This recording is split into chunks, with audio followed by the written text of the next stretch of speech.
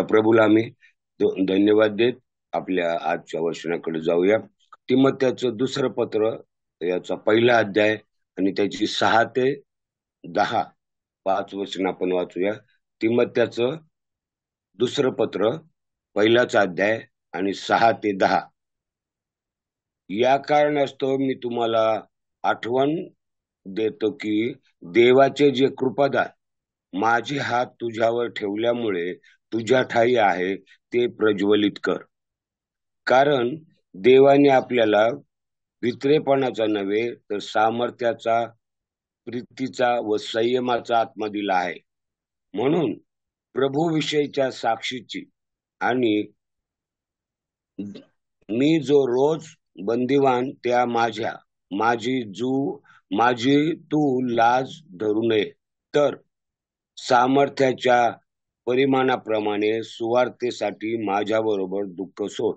त्याने आमच्या कृत्यांप्रमाणे नव्हे तर स्वतःच्या संकल्पाप्रमाणे व कृपेप्रमाणे आम्हाला तारले व पवित्र पाचारणाने पाचारले आहे. ही कृपा युगाच्या काळापूर्वी ख्रिस्त येशूच्या ठाई आपल्यावर करण्यात आली आहे. ती आता आपला तारणारा ख्रिस्त येशू याच्या प्रगट होण्याने दृश्यमान झाली आहे. त्याने मरण नाहीसे केले आणि सुवार्तेच्या द्वारे जीवन व अविनाशिता ही प्रकाशित केली आहे. 2 शब्दाची प्रार्थना करतो.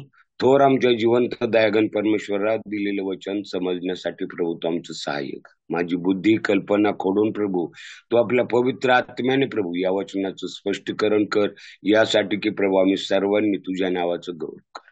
लहानशी विनंती प्रभू येशू ख्रिस्ताच्या नावात करतो म्हणून तो आहे. आमेन. आपण जास्त प्रस्तावना काही पाहू शकणार नाहीत, परंतु आपल्याला माहित आहे तिमोथे हा एक तरुण प्रभूची सेवा करणारा आहे. आणि प्रेषितांच्या 16व्या अध्यायामध्ये आपल्याला वाचायला भेटेल की त्या ठिकाणी तो पावलाच्या संकल्पामध्ये आला.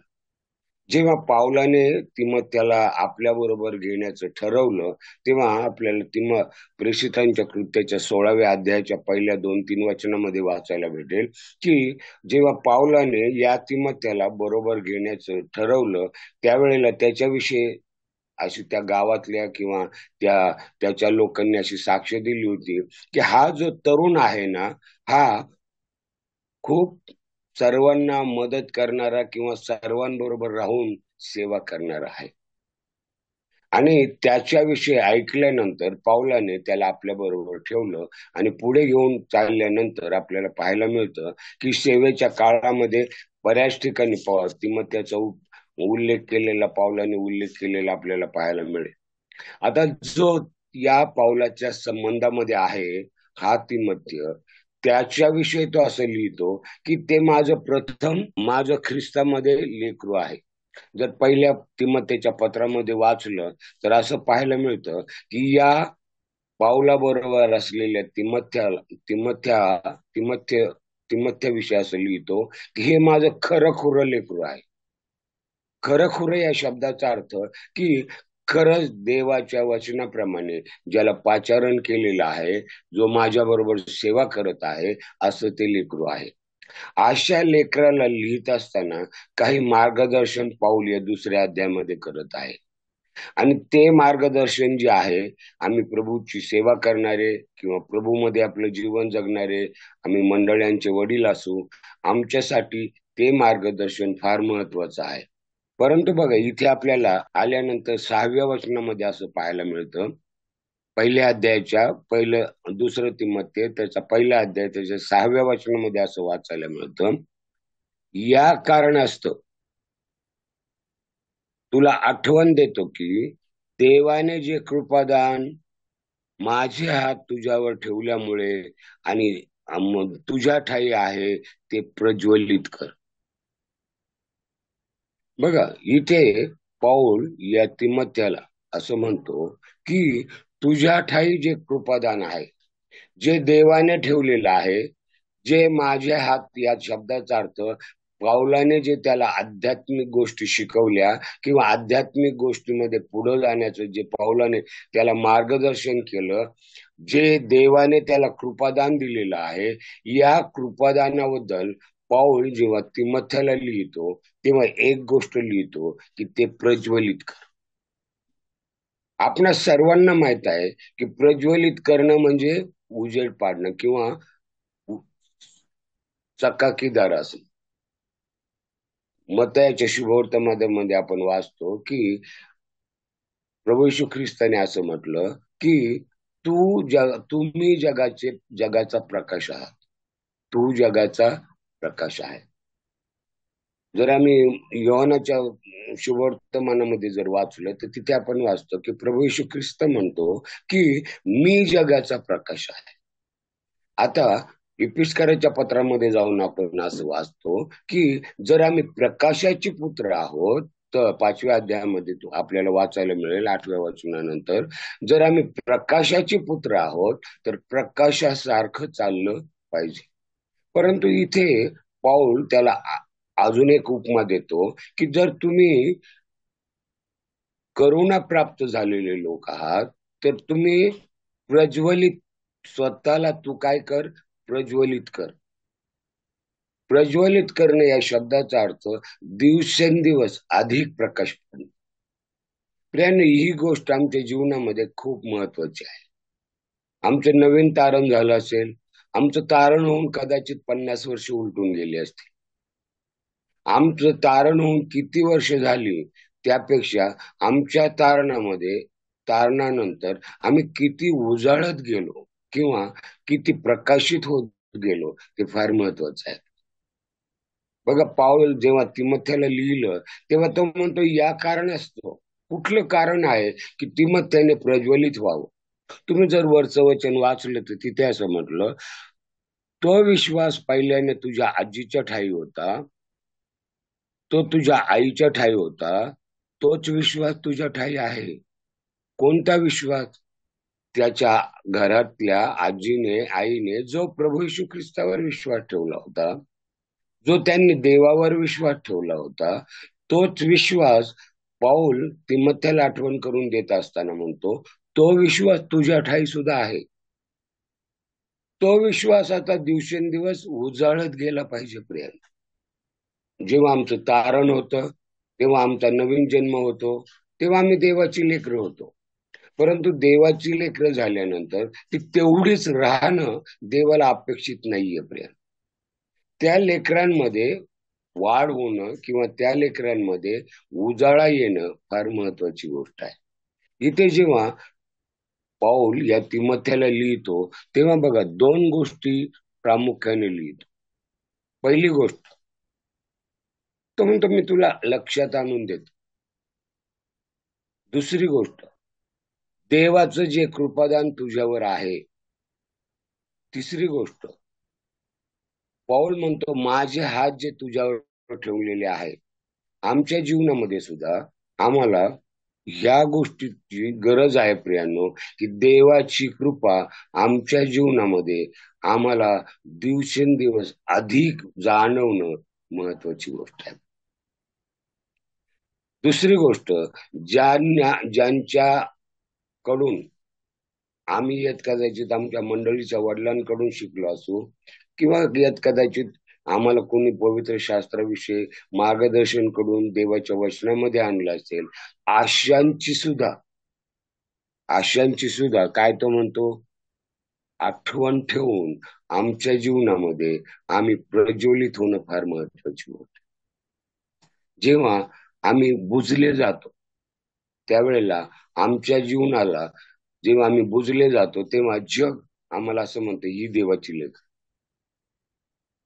जेव्हा आम्ही आमच्या जीवनामध्ये अव्यवस्थित वागतो तेव्हा सहज लोक म्हणतात या मंडळीची, नाही का, बघा या मंडळीचे लोक. तेव्हा आमचं जीवन खूप महत्वाचं आहे. जर आम्ही मत्तयाच्या 25व्या अध्यायाच्या 8व्या वचनामध्ये आलो तर तिथे आपल्याला 2 गटाविषयी वाचायला भेटेल. एक गट जो आहे तो मूर्ख स्त्रियांचा आहे, एक गट जो आहे तो शहाण्या स्त्रियांचा आहे. परंतु या दोन्ही स्त्रियांमध्ये जर फरक पाहिला तर 8व्या वचनामध्ये असं म्हटलं की आमचे दिवे विझायला लागलेत, किंवा त्याचं खरं भाषांतर आहे, आमचे दिवे जे आहेत ते फडफड करायला लागलेत. का फडफड करायला लागले माहिती का? त्यांच्याजवळ ज्या प्रकारच्या तेलाचा पुरवठा पाहिजे तो पुरवठा त्यांच्याकडे नव्हता, आणि ज्या कुपीमध्ये तेलाचा कमीपणा आहे ते दिवे जे आहेत ते फडफडू लागतात किंवा विझण्याच्या बेतात असतात. पाऊल या तिमोथ्याला शिकवतो. तो तिमोथ्या बरोबर सेवा करणारा आहे, त्याविषयी त्याच्या गावातल्या लोकांनी साक्ष दिलेली आहे. त्याला लिहित असताना पाऊल असं म्हणतो, तू जी तुझ्या ठाई कृपादान आहे ते प्रज्वलित कर, अधिक अधिक जीवनामध्ये उजाळत जाऊ देते. अधिक तुझ्या कृपादान, तुझ्या ठाई असलेलं कृपादान जे आहे ते अधिक प्रखरतेने लोकांना जाणू दे. खूप महत्वाची गोष्ट आहे प्रेम. हा सल्ला तुमच्या आणि माझ्यासाठी सुद्धा आहे. आमच्या जीवनामध्ये दिवसेंदिवस तारण झाल्यापासून आजपर्यंत आमच्या जीवनामध्ये किती आम्ही उजाळत चाललेलो आहोत. दुसरी गोष्ट बघा, 8वं वचन, तू म्हणून आपल्या प्रभू विषयीच्या साक्षीची आणि मी जो त्याचा बंदिवान त्या माझी तू लाज धरू नये. काय म्हटलं? देवाच्या सुवार्तेची लाज वाटता कामा नये. देवाची जी सुवार्ता मी ऐकलेली आहे, किंवा त्या त्या त्या प्रभूविषयीची जी साक्ष आमच्या जीवनामध्ये ठेवलेली आहे, त्या साक्षीची आम्हाला लाज वाटता कामा नये. पुष्कळ वेळेला आम्ही इतरांमध्ये जेव्हा जातो तेव्हा आम्ही विश्वासणारे आहोत किंवा देवाची लेकरं आहोत असं सांगण्यासाठी आम्हाला लाज वाटते. पुष्कळ वेळेला आम्ही त्या गोष्टी सांगण्यासाठी लाजतो. आपल्याला नवीनच या काळामध्ये एक गोष्ट शिकायला मिळाली असेल. बऱ्याच ठिकाणी जी माणसं गव्हर्नमेंट सर्व्हिस मध्ये आहेत आणि ज्यांनी पूर्वीच्या काळी आपल्या जातीचे दाखले जोडून नोकऱ्या मिळवलेल्या आहेत, त्यांना आज ही गोष्ट खूप जड पडत आहे की आम्ही ख्रिस्ताचे आहोत सांगण्याची. आपल्या जीवनामध्ये एक गोष्ट लक्षात ठेवा, आम्हाला साक्ष देण्याची किंवा सुवार्तेची तेव्हाच लाज वाटते जेव्हा आमच्या जीवनामध्ये कुठंतरी काहीतरी कमतरता असते. इथे तिमोथेला लिहित असताना पाऊल अगदी स्पष्ट शब्दामध्ये लिहितो, तुझ्यामध्ये जी साक्ष आहे त्या गोष्टीची तू लाज वाटू देऊ. कोणती साक्ष आहे आमची? प्रभू येशू ख्रिस्तावर विश्वास ठेवल्यामुळं माझ्या पापांची क्षमा झाली आणि मी जो नाशामध्ये चाललेला होतो त्याला आज देवाने देवाचं लेकरू म्हणून त्याच्या मंडळीत ठेवलेलं आहे. यापेक्षा श्रेष्ठ साक्ष कोणती नाही. ख्रिस्त आमच्यासाठी मेला, पुरला, तिसऱ्या दिवशी पुन्हा उठला, तो स्वर्गात गेला, ते इतिहासात पण वाचायला मिळतं. ती आमची साक्ष आहे असं नाहीये. पण ज्या गोष्टी ऐकल्यामुळं आमच्या जीवनाचं परिवर्तन झालं, ते परिवर्तन इतरांसमोर ठेवणं ती आमच्या जीवनातली खरी साक्ष आहे. तो म्हणतो या गोष्टीची लाज वाटू नको. तू कुठे असशील, कामाच्या ठिकाणी असशील, नातेवाईकांमध्ये असशील, मंडळीत असशील, कुठे मंडळी साक्ष देणं खूप सोपं आहे फ्रेंड, अवघड नाही. परंतु जेव्हा आम्ही इतर ठिकाणी असतो तेव्हा आम्ही जिवंत देवाची लेकरं आहोत ते जगाला प्रखरतेने सांगणं ती खरी आमची साक्ष आहे. पाऊल या तिमोथेला लिहित असताना खूप खूप खूप सुंदर प्रकारे लिहित होते. आमची साक्ष जर आम्हाला राखायची असेल तर एकच मी रेफरन्स आपण बघूया. पहिलं पेत्राचं पत्र, त्याचं पहिलाच अध्याय आणि त्याचं 15 वचन.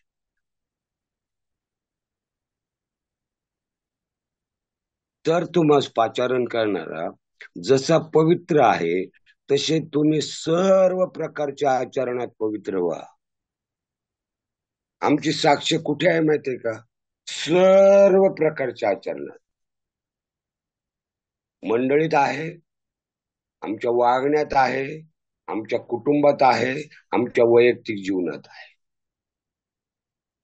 या सर्व परिस्थितीमध्ये, सर्व ठिकाणी आमची साक्ष देणं या शब्दाचा अर्थ साक्षीला न लाजण्यासारखा आहे.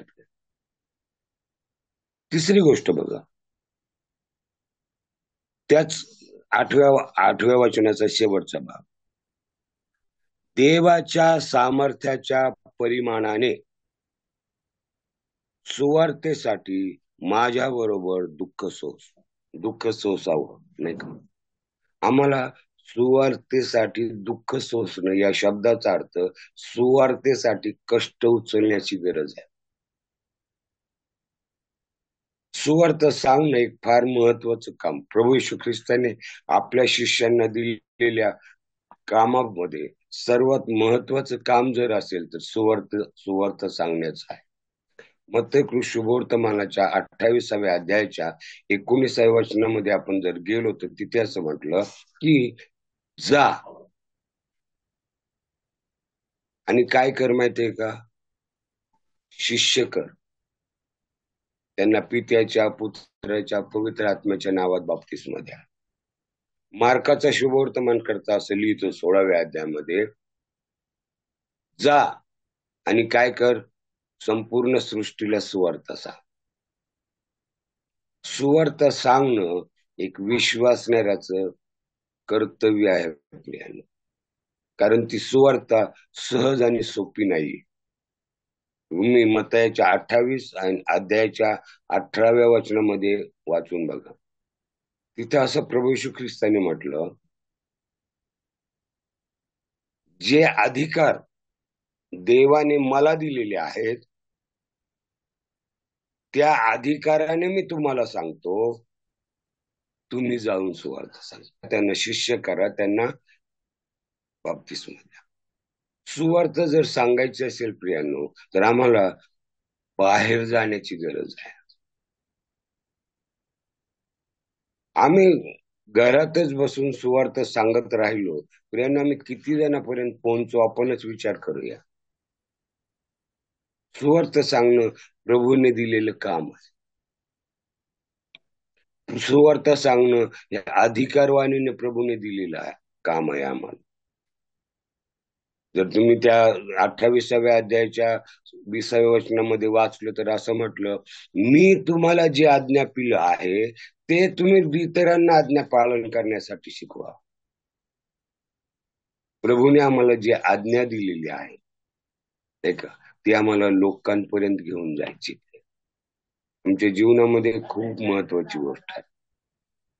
आपण प्रभूचे लोक आहोत. प्रभू येण्याचा काळ अगदी जवळ आलाय. या गोष्टी आमच्या जीवनामध्ये असणं खूप महत्वाची गोष्ट आहे. चौथी गोष्ट आपण जर पाहिली तर 9व्या वचनाचा शेवटचा भाग, ही कृपा युगाच्या काळापूर्वी ख्रिस्त येशूच्या ठाई आपल्यावर करण्यात आली आहे. देवाने जी आमच्यावर कृपा केलेली आहे त्या कृपेविषयी जर थोडा वेळ विचार केला प्रियांनो, तर आम्हाला असं वाचायला मिळतं, ही कृपा जी आहे बघा, 9व्या वचनाच्या सुरुवातीपासून 3 मुद्दे मी आपल्या डोळ्यासमोर ठेवतो. ही कृपा कशी आहे? पहिली गोष्ट, त्याने आमच्या कृत्याप्रमाणे नव्हे तर स्वतःच्या संकल्पाप्रमाणे, देवाने आमच्यावर कृपा जी केलेली आहे ती आमच्या कृत्याप्रमाणे नव्हे किंवा आमच्या कर्तृत्वाने नव्हे किंवा आम्ही करतो म्हणून नव्हे. या ठिकाणी पवित्र शास्त्र स्पष्ट शिकवतं की ही जी कृपा आहे ती कृपा देवाने स्वतःच्या मनातल्या योजनेप्रमाणे आमच्यावर केलेली आहे. देवाच्या मनामध्ये होतं या लोकांचं कारण व्हावं आणि या लोकांचा नाश होऊ नये, तर यांनी देवाच्या राज्यामध्ये असावं.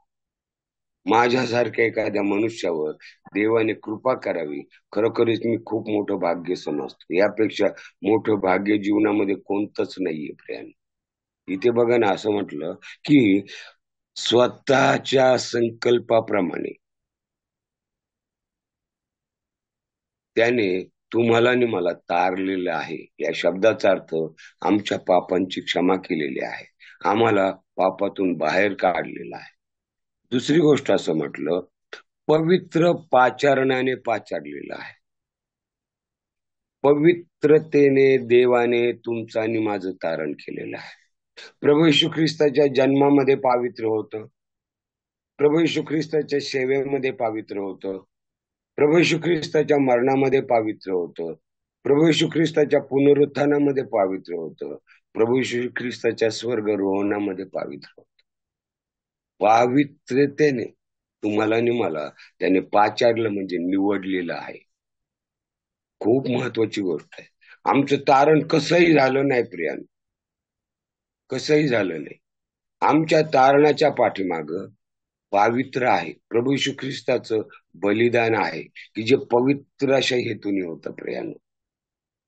त्यात त्याचा स्वतःचा कुठल्याही प्रकारचा हेतू नव्हता किंवा स्वतःच्या विषयीचा कुठलाही विचार नव्हता.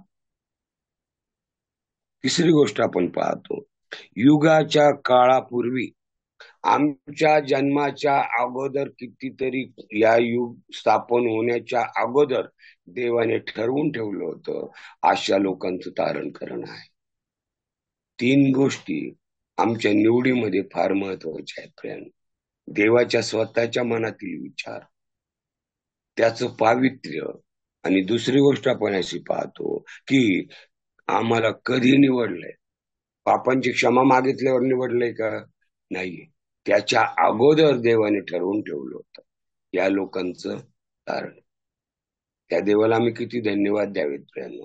आज सकाळी एवढाच जरी मुद्दा घेतला आम्ही देवाचे उपकार मानण्यासाठी, दिवसभर खूप झालं प्रिया. काय त्याची कृपा, काय त्याची दया आहे प्रियानो. हो, जर त्या शेवटचा मुद्दा बघूया प्रियानो. शेवटचा मुद्दा, सुवार्तेच्या द्वारे जीवन, 10व्या वचनाचा शेवटचा भाग, जीवन आणि अविनाशता ही प्रकाशित केलेली आहे. सुवार्तेमुळं त्याने आम्हाला अविनाशी जीवन दिलेलं आहे.